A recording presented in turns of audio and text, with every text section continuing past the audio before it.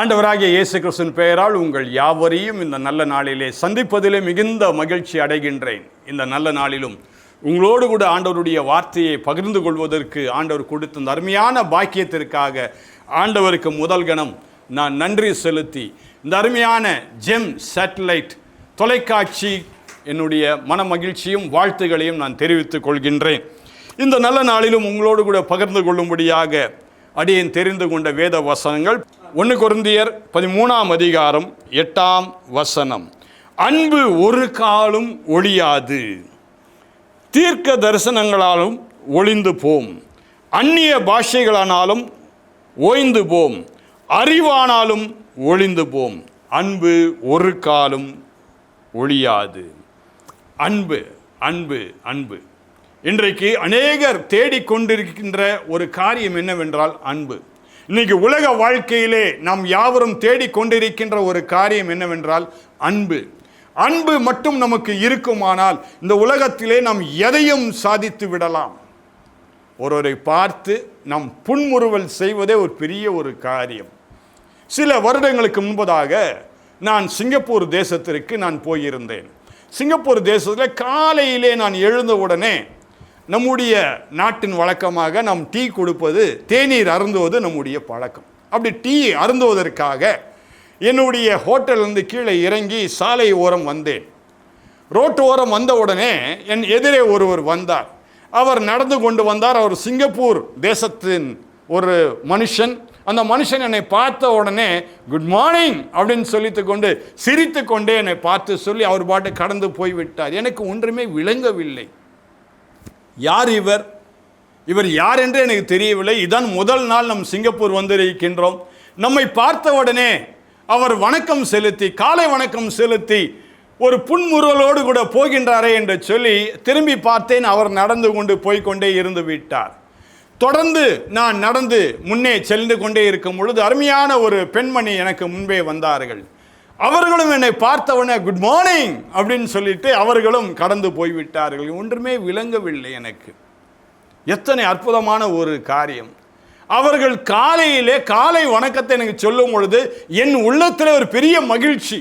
என்னை அறியாதவர்கள், நான் அவர்களுக்கு தெரியாதவன், பிற தேசத்தின் ஆட்கள் அவர்கள். புதிதாக ஒரு நாட்டிற்கு நான் போய் இருக்கின்றேன், வேறு நாட்டின் மக்கள்.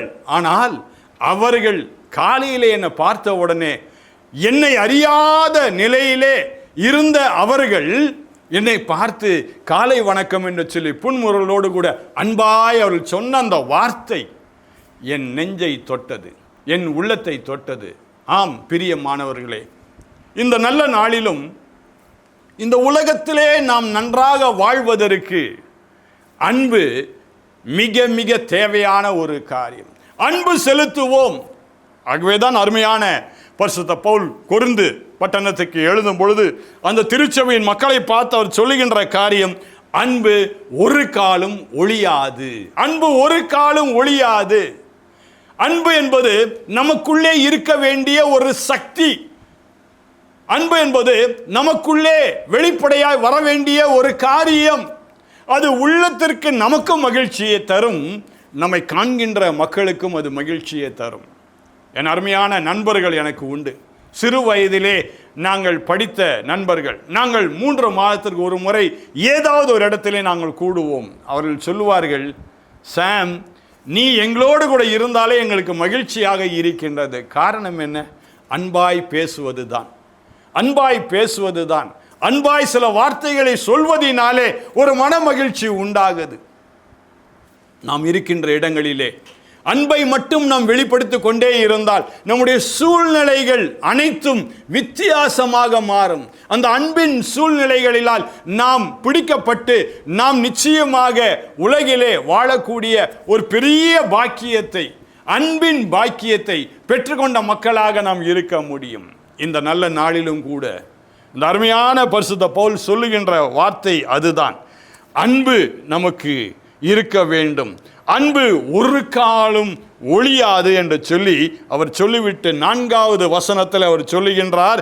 1 கொரிந்தியரின் புஸ்தகம் 13ஆம் அதிகாரம் 4ஆம் வசனத்தில் அவர் சொல்லுகின்றார், அன்பு நீடிய சாந்தமும் தயவும் உள்ளது.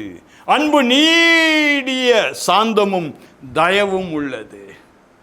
மற்றவர்களுக்கு தயவு செய்யக்கூடியவர்களாய் அன்பு நம்மை மாற்றுகின்றது. நாம் சாந்தமுள்ளவர்களாய் இருக்கும்படியாக அன்பு நம்மை மாற்றுகின்றது. உண்மையாகவே சிந்தித்து பார்ப்போம். நம்முடைய சிறு பிள்ளைகள் தவறு செய்தால் நாம் அவர்கள் மேல் வைத்திருக்கின்ற பாசத்தினாலே, அன்பின் நிமித்தமாகவே நாம் என்ன செய்வோம்? அவர்களை அதிகமாக கடிந்து கொள்ள மாட்டோம். அன்பாய் அவர்கிட்ட சொல்லுவோம், இப்படி செய்ய வேண்டாம், இது நல்லதல்ல என்று சொல்லி நாம் சொல்லும். காரணம் என்ன? நமக்குள் இருக்கிற அன்பு வெளிப்படுகின்றது. அன்பு தான் இந்த உலகத்தில் முக்கியமான காரியம்.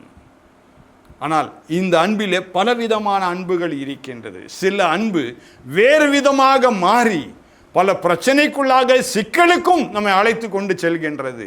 ஆக அவைகள் எல்லாம் மாயமான அன்பு. மாயமான அன்பு. ஏதோ ஒரு கவர்ச்சியான காரியத்தை பார்த்துவிட்டு நாம் அன்பு செலுத்துகின்றோம். அதல்ல அன்பு. அது உண்மையான அன்பு அல்ல. அது கவர்ச்சியின் அன்பு. அல்லது ஏதோ ஒரு காரியத்தை மற்றொரு பெற்றுக்கொள்ள வேண்டும் என்பதற்காக அவர்களிடத்தில் இன்னும் அதிகமாய் அன்பு செலுத்துவது போல நாம் நடிக்கின்றோம். அது நடிப்பின் அன்பு. அது உண்மையான அன்பு அல்ல.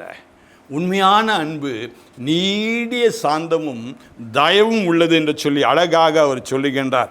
அன்புக்கு பொறாமை இல்லை என்று அவர் சொல்லுகின்றார். அன்புக்கு தன்னை புகழாது என்று சொல்லி அவர் சொல்லுகின்றார். அன்பு இருமாப்பாய் இராது என்று சொல்லி அழகாக அவர் சொல்லுகின்றார். அன்பு அயோக்கியமானதை செய்யாது. அன்பு சினமடையாது. அன்பு தீங்கு நினைக்காது. அங்க அன்பு ஒரு காலம் நமக்கு ஒழியாமல் இருக்கும் பொழுது நம்முடைய வாழ்வு ஒரு சிறந்த வாழ்க்கையாக மாறும். நம் வாழ்வு ஒரு உண்மையான வாழ்வாக அது மாறும். உள்ளத்தின் அன்பு நமக்கு மிக மிக தேவை. இந்த உள்ளத்தின் அன்பை யார் தர முடியும்? ஆண்டவராகிய இயேசு கிறிஸ்து சொல்லுகின்றார். யோவான் 3:16 சொல்லுகின்றார், தேவன் அன்பாகவே இருக்கிறார்.